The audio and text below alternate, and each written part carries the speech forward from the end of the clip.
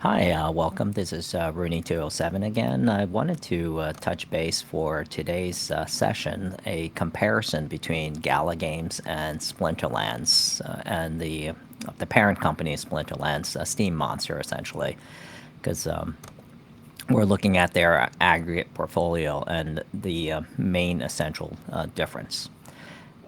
I believe that both tokens are heavily down, and they're potentially discounted from their all-time high. And as you can see, I believe Gala Games is around 4.2 cents versus Splinterlands is currently around 2.9 cents.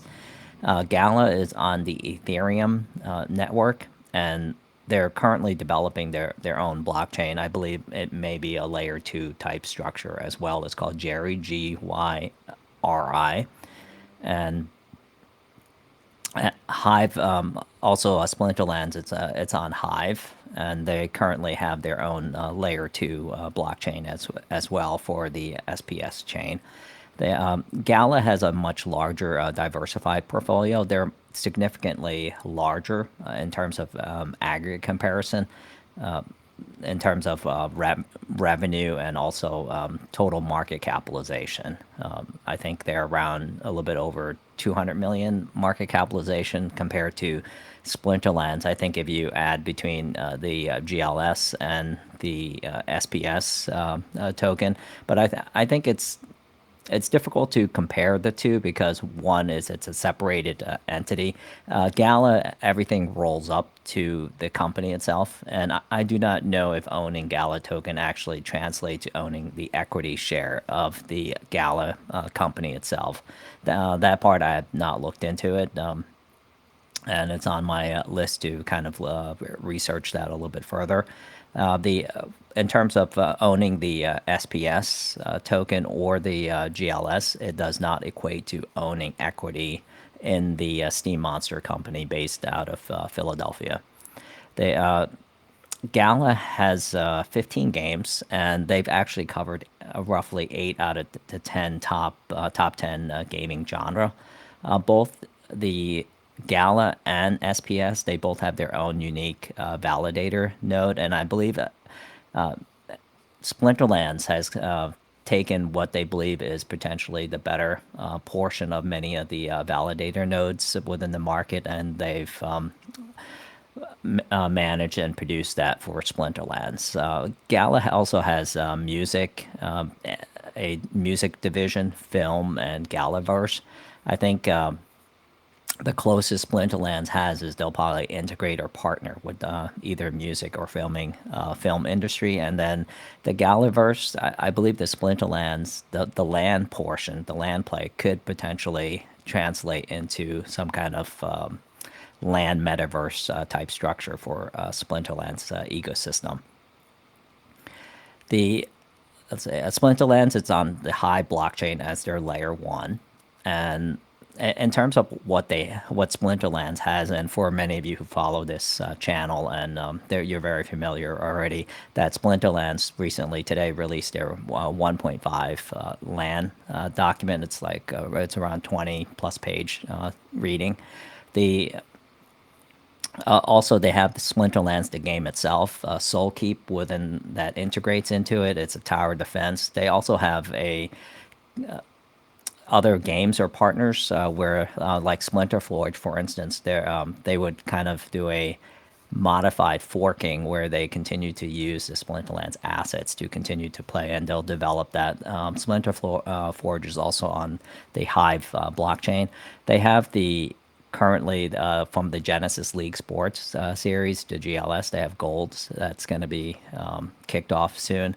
They'll they also have the in terms of like the voting structure, the DAO piece of it. I believe the governance portion for Splinterlands is significantly more robust, and therefore much further ahead. And also, their in-game market economy is significantly further ahead compared to Gala as well. I think these are some of the areas. When I look at from a high-level macro perspective, Gala, everything rolls up to their Gala. They have many different games, and I'll list a few down here below. And everything rolls up to that valuation. To be able to enumerate Gala's economic and financial, their tokenization, their economy, everything rolls up. The consolidation within Gala versus Splinterlands, they tend to diversify. So you own SPS, and as a result, you have fractional ownership. You'll get a portion of any new gaming structure they come up with. In this case, let's say the GLS. The Genesis League Sports, you also get a partial ownership of it. And as they release other games, you'll combine your ownership of SPS plus your GLS will result in the portion. You'll get a new token, the third token of the game that comes out. And I believe this is how Splinterlands continues to reward its investors, its players base. And I think from an, a reward system perspective, Gala, I think outside of Mirandus, I'm not sure if any of the Gala game or token outside of like owning the Gala node itself or the Gala token, you would be able to make a large amount of return in terms of actual playing the game versus Splinterlands. I believe their game economy from a Web 3 or Web 2.5 perspective is much more robust and much more defined, and they have I feel, a much stronger roadmap long term for growth. But where Gala may benefit is if you own the Gala token long term. Gala may potentially be the biggest Web3 game out there. But I think in terms of return perspective, I ultimately believe a game like Splinterlands will reward the players and investors significantly more than something like Gala, even though Gala may be on Ethereum and they may be listed on large exchanges like Binance and Coinbase, for instance. So there's those, and I believe Splinterlands is exploring the possibility of listing on other exchanges and things like that.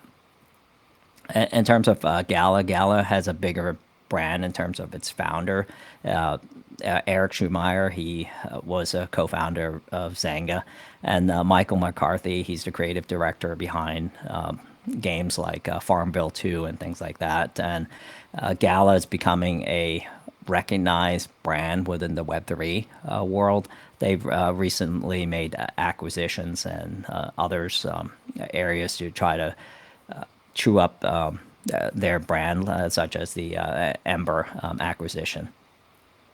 The uh, the the history of Gala, based on what I was able to look at from a public perspective, they initially raised. They had a $5 million funding over 4 rounds, and that was a Series A early 2021, and then they recently had three other investors, Clover Capital and Puget Sound Venture Club, and then their most that was like a $200 million across two funds, and their latest is being the blockchain gaming fund, and that was like $100 million or so.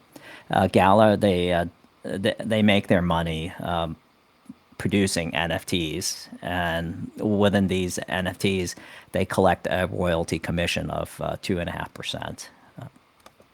I think a lot of their games, they started like Town Star and things like that. They're not able to successfully help the player base, the player community, monetize that.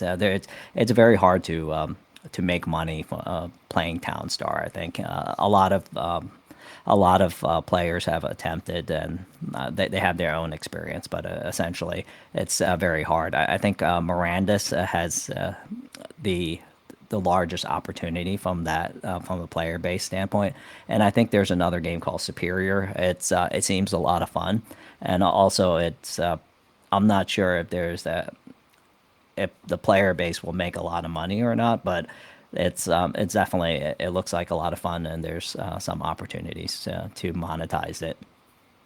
I don't think Gala has a clear roadmap to that. In terms of the monthly active user base, it appears that Gala has about 1 million versus Splinterlands tops out at 300,000 on a monthly active player base. And I think on a daily active base, depending on the statistics. Splinterlands currently fluctuates a lot. It's not as consistent. Maybe over the next couple months, we'll have better data from Splinterlands. Some of the other popular games from Gala, their Spider Tanks. That's their the MOBA piece. Fortitude, the player versus player. It's a tower defense. It's kind of similar to Splinterlands Soulkeep, except I think Splinterlands has a more of a gamified kind of risk to it. So we'll see once it launches. It's still there's the echoes of Empire, kind of sci-fi strategy type Superior we covered, and I think essentially what I've done, and this is not financial advice or anything like that, but what I try to cover, I believe in the gaming, the Web3 gaming economy, the market space, and I believe it'll continue to grow. I believe gaming in general will just continue to grow, not only based on what PwC or any of the McKinsey statistics states. I think it's just humanity will continue to, gaming will continue to absorb more and more percentage of the global GDP over time. And I believe it's wise to consider a diversified portfolio. I don't think everyone has their own perspective on what percentage to allocate and things like that. Everyone has their own risk tolerance. I think from a risk reward perspective, Gala may represent a lower risk compared to Splinterlands, but I think Splinterlands will have a potential higher long-term reward for players from an economic perspective. And I think it could represent that from an investor perspective too. The Gala, so I own some Gala tokens as well. I think it's good. It's a healthy part of the, I think, a portfolio. But I haven't gotten into the specific game, so I don't own any of the specific gaming tokens under Gala, for as an example. I just wanted to kind of give the Splinterlands community a quick highlight of Gala in case anyone was curious. And I'll continue to make updates and a little bit more detailed comparison as we move forward with it. And this is it for this video. Thank you so much.